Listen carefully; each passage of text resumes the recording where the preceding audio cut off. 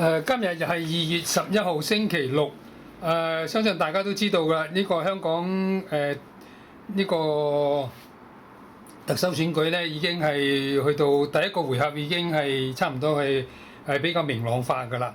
咁樣而家我咧就想講呢個梁振英退選或者被退選嗰個卦象。我喺12月11號推出嗰陣時候咧，就因為我個電腦咧有啲問題，所以我就冇去解釋，淨係播嗰啲文字出嚟。嗱，而家咧我就再播一次啲文字出嚟俾大家睇下，就唔需要翻嚟翻去啦。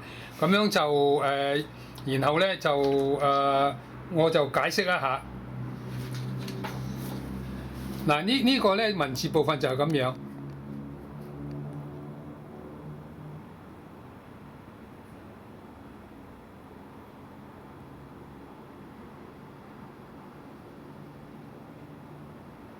呢個就係卦象，我陣咧就會去解釋。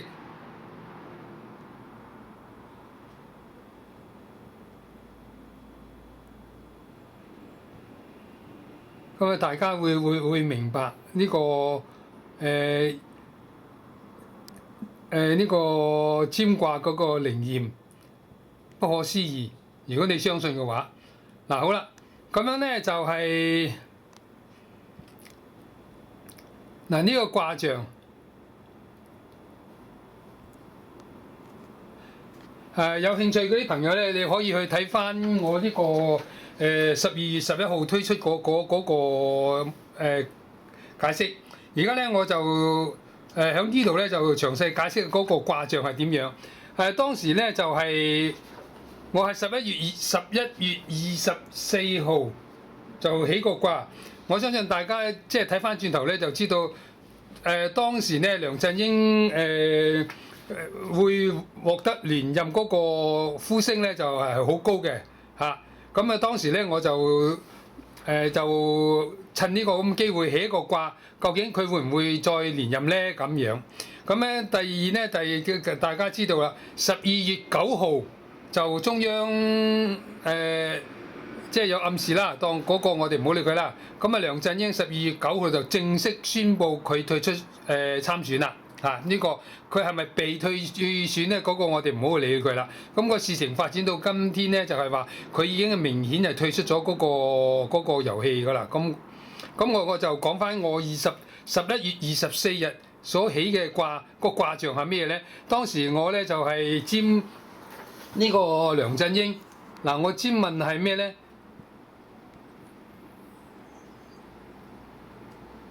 ？11月24號我就占問梁振英會唔會連任？咁樣得到個卦象咧，就係呢個震為雷，知雷澤歸妹。嗱，呢個就係卦象。好啦，咁而家咧我就因為個電腦正常翻咧，我就可以喺呢度解釋俾你聽。大家研究下嗰個卦象係點樣。咁如果第一個卦象咧，我係用我嘅當時數字起卦法去，呢個係我首創嘅系統嚟。咁樣有興趣咧，大家可以了解一下。咁樣咧就另外一點咧就係話我係用呢個太極法拆卦嚇。咁我一陣再講翻補翻上去，而家先講嗰個氣鬱先。咁當時嗰個卦象咧就係震為雷，知雷澤歸妹。呢個卦象就係咁樣。咁起卦嘅日子咧就係亥月庚戌日寅卯空巽空。嗱，咁樣我哋從個卦象我可以睇見咧就係我哋占問梁振英佢會唔會連任啊嘛。咁佢用嗰個細爻咧，即係當梁振英佢自己起個卦啦。咁而家嗰個佢就響上爻響上嗰個位爻嘅位置咧，響上爻咁樣可以反映出嚟咧，佢係社會上咧就係一人之下啦。咁所以佢地位最高嘅。OK， 咁樣有呢個爻象嗰個爻位嗰度反映出嚟啦，佢響六爻最高。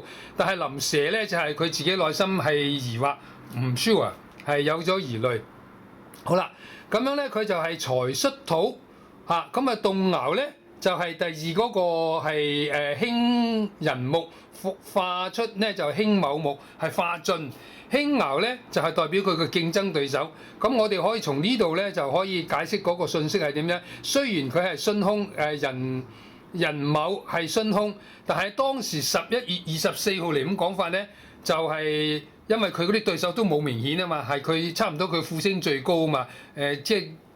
當時個睇法都係佢差唔多係坐定粒六都會連任啦，咁咧所以咧呢啲咁嘅佢個對手係冇浮出水面嘅，咁咪變咗係個卦象咧反映出嚟係巽空，係似乎係冇，其實唔係嘅嚇，因為佢得到個月嗰個係害嘅咧係呢兩條木爻係化進，即係話嗰啲競爭對手越嚟越多越嚟越強，同埋咧係得到個月嘅亥月嘅水爻係生，即係話嗰個對手係存在嘅，跟住係臨武咧就係暗中進行緊啦，只不過就係話個當未浮出水面咁解咁啫。咁好啦，而家嗰個動爻咧就係興人木係克呢個財戌土，即係話佢嗰啲對手咧係克梁振英嘅，只不過咧就係未浮現咗出嚟，而係當時11月24日嗰陣時候咧。一片嗰個呼聲咧，似乎咧梁振英差唔多係話係 sure win 坐定粒六，係佢會連任㗎啦咁樣。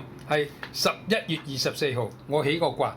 咁但係呢個卦象講出嚟咧，已經暗湧出嚟啦，因為興化興係即係競爭對手越嚟越多，越嚟越強，人哋係克佢嘅嚇。另外係臨武啊，即係暗中已經進行緊㗎啦。咁樣所以咧，咁呢個就卦象咧已經係好明顯。好明顯嗰個信息咧就係好清楚啦嚇，佢係響六爻係最高嘅位置，因為佢當時仲係做緊特首，係未宣布退出㗎，咁社會地位最高嘅。但係臨蛇咧，佢自己個內心唔 sure 係有疑慮。咁樣而家嗰個二爻嗰度咧就係發動嘅嚇，咁樣就人哋係克佢嘅。咁樣呢個就11月24號嗰個卦象。咁樣咧就到12月9號嗰陣時候咧，事情就明朗化啦。中央嗰度係唔支持佢啦嚇，咁樣就係話佢自己喺12月9號就宣布退出競選參選呢個連任啦。咁佢係咪被退選咧？咁呢個大家已經係今日已經2017年2月11號明朗化呢啲咁嘅，大家心照就唔需要講佢啦。就係我而家就係話當大家重回翻到底啊 rewind 去翻11月24號咧，我已經係得到咁嘅卦象，知道咧佢係冇連任嘅希望嘅嚇。咁樣就係即係如果你相信嘅話，11月24號咧已經嗰個信息好明顯嘅。咁而另外一個問題咧就係話，如果佢係相信呢個易經嗰個占卦靈準嘅話咧，佢自己當時係承占呢個係假設佢自己得到呢個咁卦象嘅話，佢心中已經有數啊，佢係冇希望會連任。咁樣同埋咧，如果又有佢相信，同埋亦都有自知之明嘅話咧，佢自己主動退出。咁樣咧就會嗰個情況咧就會簡單得多，而唔係被退選啦嚇。呢個就係嗰個卦象。咁樣就係好啦。而家我嗰個卦象講完咗咧，我就係講俾你聽，就係話第一次接觸我呢個系統呢個朋友咧，你可以睇翻我前一個卦嗰啲文字好深入去解釋佢。嗱，我咧呢個就係。用起卦法咧，就係用當時數字起卦法。我當時咧就係喺2016年11月24日星期四，農曆10月25號下午14點34分。咁我就將呢點數字咧就全部轉為就係阿拉伯數字 ，OK？ 全部轉為就阿拉伯數字。咁樣咧就用我呢個系統咧。我呢個叫當時數字起卦法，咁啊就我用嗰個時間咧，個鐘數嗰個咧就除6，就係做動爻。咁啊下邊咧就上卦下卦嗰度就隨意啊，任選3個數目字出嚟就上卦下卦。咁呢個就係我首創嘅當時數字起卦法嚇，好簡單，就係可以淘汰咗搖錢法、古齊法、薛師法同埋呢個高島齊法。OK， 咁有興趣朋友咧，你可以參考下嚇。咁樣就係我哋一般講話成則靈嚇，OK。咁樣另外咧就係我喺我以前嗰啲視頻嗰度都有講到咧，就係呂祖先師講咧，誠則靈仲係唔夠啊，仲要心誠土，係深水埗嘅心，即係好深刻咁，好誠懇咁樣咧，就仲要點支香，咁樣咧個肖像就驗而良啦，就係嗰個大家都靈準，但係咧如果係話好深刻、好深入去、好誠懇。同埋咧嗰個又點支香咁樣起卦，用我呢個當時數字起卦法咧，嗰就肖像驗而良，即係嗰個卦象咧就係簡而清啦。嗱咁所以頭先我俾大家睇嗰個卦象咧，就係好簡單，單個老頭老婆好明顯啊，就係有呢度，我呢個系統就係有呢度個好處。所以如果有興趣研究想自學啲朋友咧，係唔介意咧，可以參考我呢個，睇翻我以前好多視頻，我放咗幾十個都上去㗎啦嚇。咁啊嗱，呢個咧我就係解釋俾大家睇下。如果梁振英當時係相信易卜嘅卦象，係相信占卦靈準，而係誠懇，係得到咁嘅卦象咧，佢自己應該知道可以肯定咧就係冇得做，而係主動咧宣布退出唔參選，就唔係俾人被退選，咁樣咧就情況會簡單得多啦，有自知之明啦。OK， 咁樣好啦，咁樣呢個咧就係話俾呢度俾大家睇下。我2-3年前啊，大話咁樣2-3年前咧，我已經出咗2本書嘅。呢個就係我寫嘅自學六爻占嚇，自學六爻占600幾頁。咁我就係解釋我呢個當時數字起卦法，同埋好多真實世界大事嘅真實嘅例子。咁另外嗰本咧就係六爻占炒股咧，我係用真金白銀去炒股票嚇，係用六爻，乜嘢都唔需要嘅，唔需要睇圖表，乜都唔使，淨係你有誠心。咁樣就起卦，咁樣我嗰度咧就全部我頭先講過係用真金白銀去炒股票，啲卦象係嗰股票係真嘅，唔係虛擬嘅，亦都唔係話紙上談兵嘅。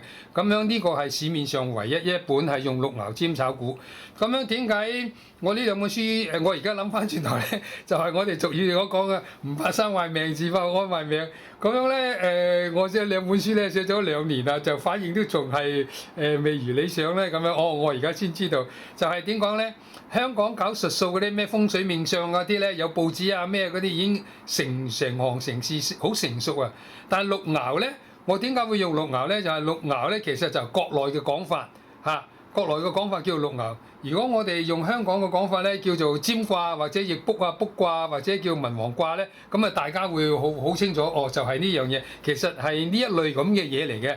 只不過當時咧我就係既然國內叫六爻，我用翻六爻啦。咁講起講咧，我都有個朋友，佢買咗我本書，個爻字佢都唔識，都即係讀唔掂啊。咁我講俾你聽，呢個叫六爻，佢話原來讀爻字啊咁樣。咁所以咧，我而家咧就想講俾大家聽咧，就係話你就唔好理佢六爻，你就當佢一般係用易經嘅卜卦、占卦 ，OK？